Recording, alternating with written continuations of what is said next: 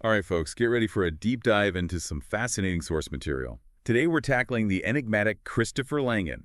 This guy has been dubbed, get this, the smartest man in America, all thanks to his off-the-charts IQ scores. Now, our main source here is his Wikipedia page. But trust me, this deep dive is going to be way more interesting than just a typical, wiki spiral. Well, what immediately strikes me is the contrast that Langan's story presents. You've got someone with incredible intellectual potential, yet his life has been anything but conventional. Really makes you wonder, how do we even define intelligence? And can a high IQ alone actually guarantee a person's success? Those are definitely some big questions we'll be exploring today. Yeah, for sure. Let's rewind all the way back to Langan's childhood for a minute, because it honestly sounds pretty rough. Just try to picture this, all right? Growing up in poverty, constant moving, even living in a teepee for a bit. And his stepfather, well, he wasn't exactly Mr. Rogers, put it that way. More like the opposite, actually, with a pretty harsh approach to discipline. Yeah, and it's worth noting here that while Langan's mother actually came from a wealthy family, she was essentially cut off from her inheritance. So you have this potential for a privileged upbringing totally flipped. Really highlights how much environment shapes a person, even someone as bright as Langan. Oh, yeah. And his brightness was obvious early on. He was just bored in high school. I mean, the classes just weren't challenging enough for him. So he started teaching himself all these advanced subjects. Then comes the SAT, which, get this, he aced. Perfect score. While, wait for it, taking a nap during the test. I mean, come on. Right, you see that pattern throughout his whole life, grasping this complex stuff effortlessly. But here's where the paradox starts, I think. Despite all that brain power, Langan struggled with the traditional academic system, dropped out of not one, but two prestigious colleges, Reed College, and then Montana State University. It's kind of mind-boggling, right? Like having a supercar engine but no transmission, to get that power to the wheels. Why didn't his smarts translate to academic success? Is this where the rough childhood starts to explain things, you think? Absolutely. I think that lack of stability early on, the harsh discipline he faced, it likely hindered him from developing some of those key skills. The social skills, the resilience, the kind of things you need to thrive in those academic environments. Because academic success isn't just about raw intellect, right? It's about navigating all those social dynamics, handling the pressure, advocating for yourself within the system, things Langan might just not have had the tools for. That actually brings to mind Malcolm Gladwell's book, Outliers. He compares Langan to Robert Oppenheimer, both super intelligent, right, but with completely different upbringings. Oppenheimer, born with privilege, had mentors, all the resources he needed, this whole network paving his way. Langan, though, well, he had to go it alone, and it sounds like that made all the difference. Precisely. Gladwell highlights how environment can actually be a more powerful influence than even raw intelligence. Makes you think, how many brilliant minds are out there, their potential wasted? Because they just lacked the opportunities that others take for granted. So maybe a high IQ isn't the golden ticket we often think it is. Seems like environment and opportunity are just as important, maybe even more so. That's a really key takeaway here, I think. Langan's story forces us to reevaluate those assumptions we have, about intelligence and what really leads to success. Yeah, for sure. All right, let's shift gears for a sec. Let's talk about how Langan actually became famous in the world of, high IQ. It all comes down to this test, the mega test.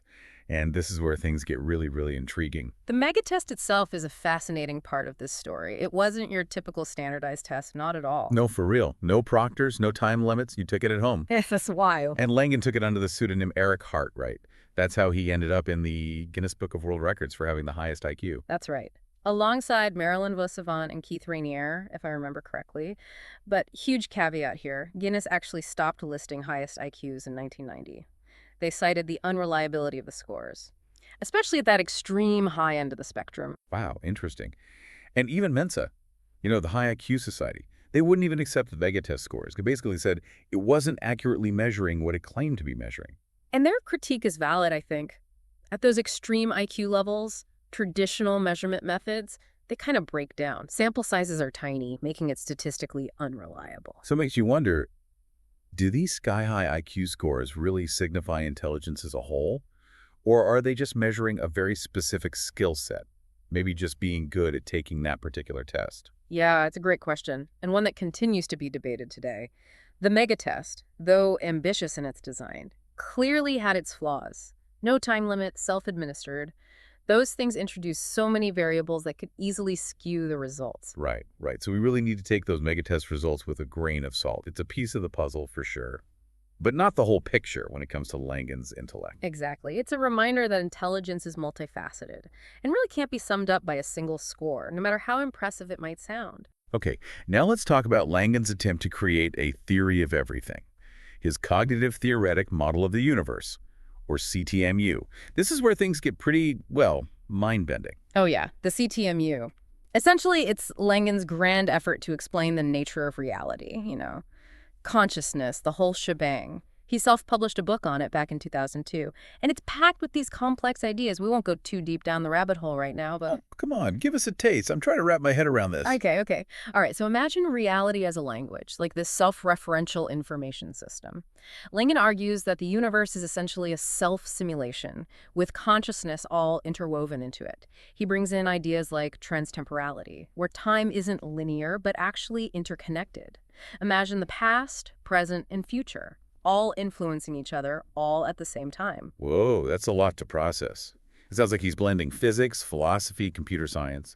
And of course, he claims his model proves the existence of God, the soul, an afterlife. All through math. I mean, that's pretty bold. Yeah, it is. And while his ideas have sparked some interesting discussions for sure, they haven't really gained much traction within the scientific community.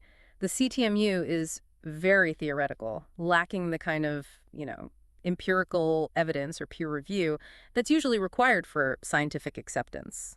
That makes sense. So we should approach these ideas critically, of course, recognizing both their potential and their limitations. It's also important to remember that despite his intelligence, Langan doesn't have any formal qualifications in these fields like physics or cosmology, right? Yeah. He's self-taught and autodidact. Right. And while there's nothing inherently wrong with that, of course, it might impact how his work is received in academia, where credentials tend to hold a lot of weight. So the CTMU remains a very intriguing, but still unproven theory. Now this brings us to another layer of Langan's story, his personal and political views. And these, as you might expect, are far from mainstream. Yeah, this is where things get even more complex. It's crucial to approach this discussion with sensitivity and neutrality, for sure. Langan holds views that have attracted a following among certain groups, particularly on the right. Views that many would definitely consider controversial or even offensive. Right. We'll delve into those views in part 2 of this deep dive. But for now, let's just take a moment to reflect on what we've learned so far. Yeah, good idea. We've seen how Langan's story really challenges our preconceived notions about intelligence and success, and how impactful things like environment and opportunity can be. And we've explored the complexities of IQ testing, especially at that extreme end of the spectrum, and how the megatest, while intriguing for sure, really does have its limitations. And we've at least dipped our toes into the waters of the CTMU, this theory that aims to explain everything, but, maybe raises more questions than it answers at this point. Yeah, maybe.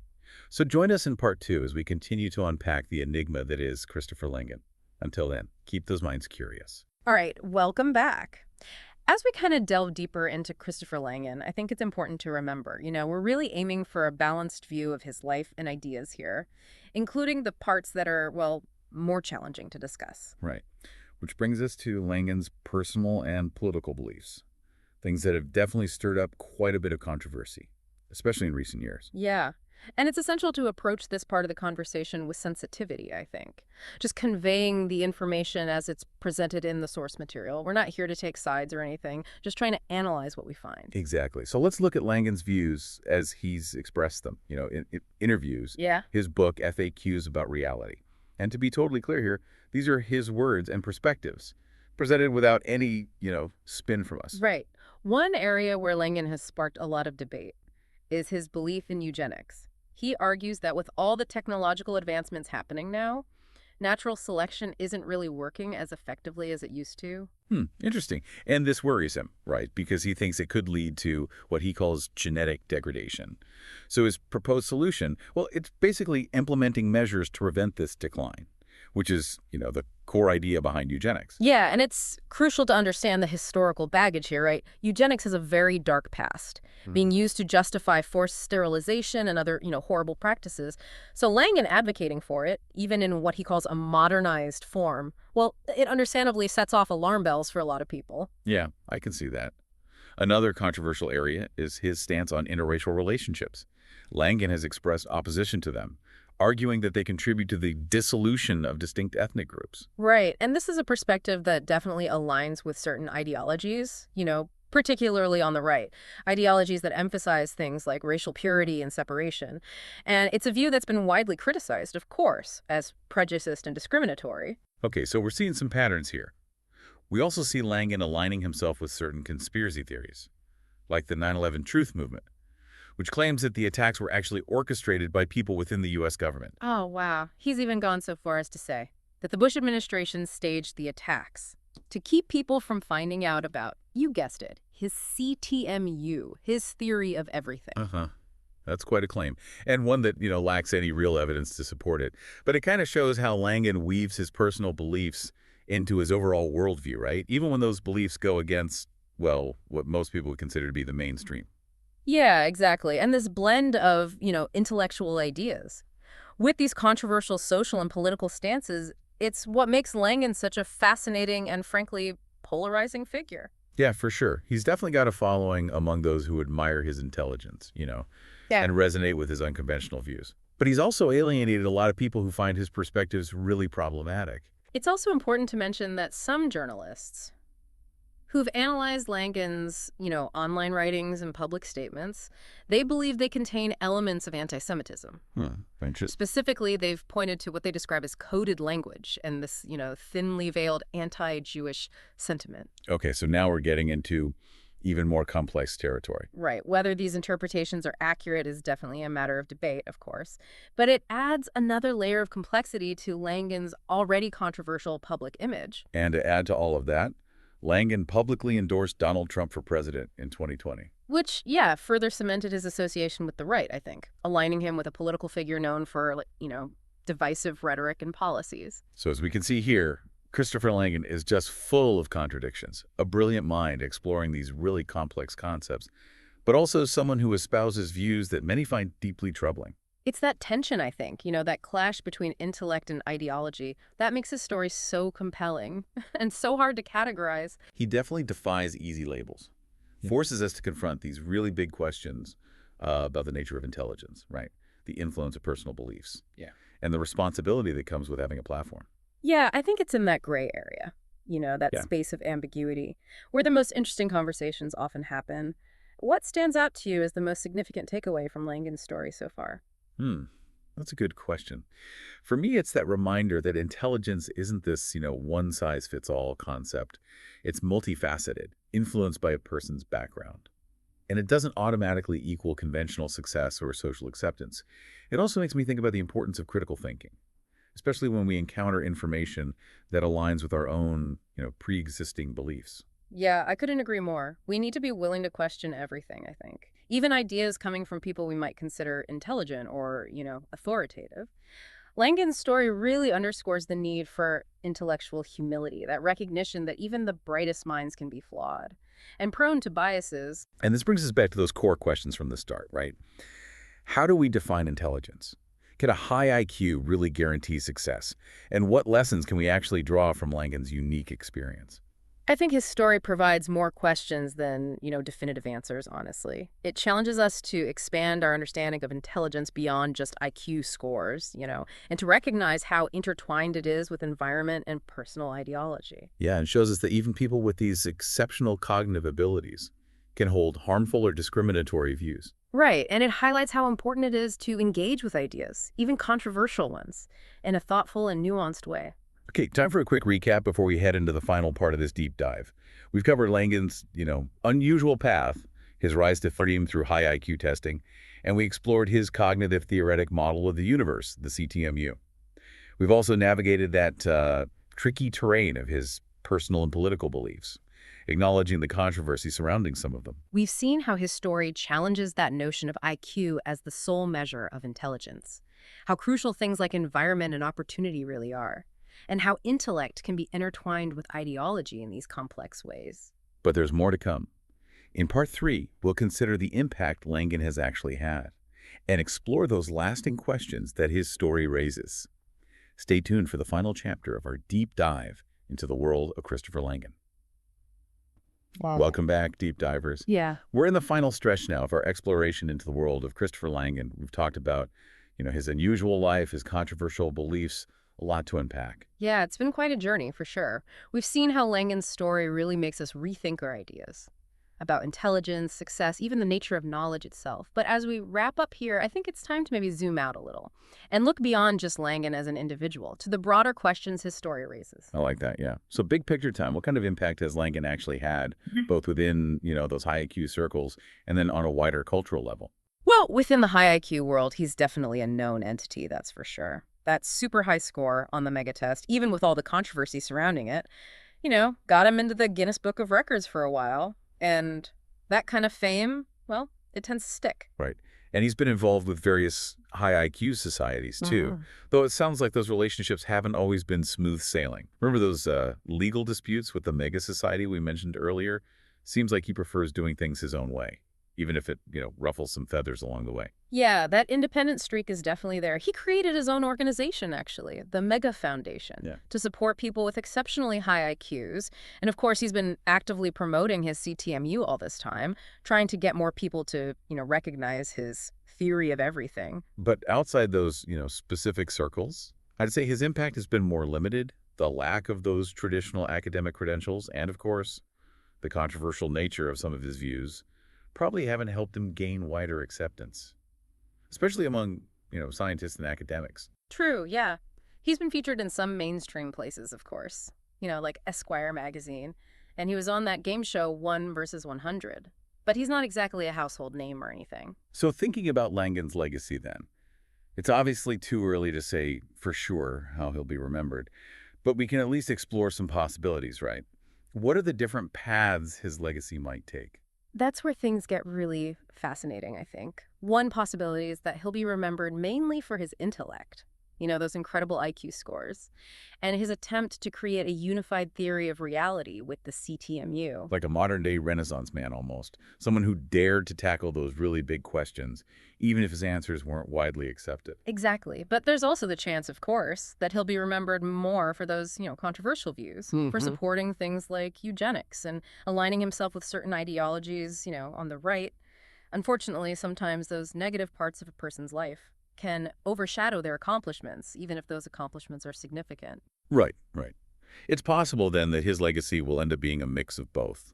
Brilliance, controversy, maybe even some unfulfilled potential. It's complex, kind of like his story in general. Which leads us to a final thought-provoking question for our listeners, I think. What will Christopher Langan's lasting impact be, on how we understand intelligence, success, even the human condition? Will he be seen as a visionary? Someone who pushed the boundaries of human thought? Or as a cautionary tale, maybe? About the dangers of unchecked intellect and of embracing those, fringe ideologies? Or, as we've kind of seen throughout this whole deep dive, maybe the truth lies somewhere in between. Maybe his legacy will be nuanced and multifaceted, defying easy categorization. That's what makes it so interesting to explore, for sure. In the end, I think it's up to each of us, to grapple with the complexities of Langan's story and decide what we think his place is in that grand scheme of things. Well said. And with that, we conclude our deep dive into the world of Christopher Langan. We hope this exploration has sparked your curiosity and given you some, food for thought. Remember, learning is a never-ending journey, and it's one that's best traveled with an open mind and a willingness to consider different perspectives, always. Thanks for joining us on the deep dive, and we'll catch you next time. We will continue exploring the fascinating and sometimes perplexing sides of the human experience.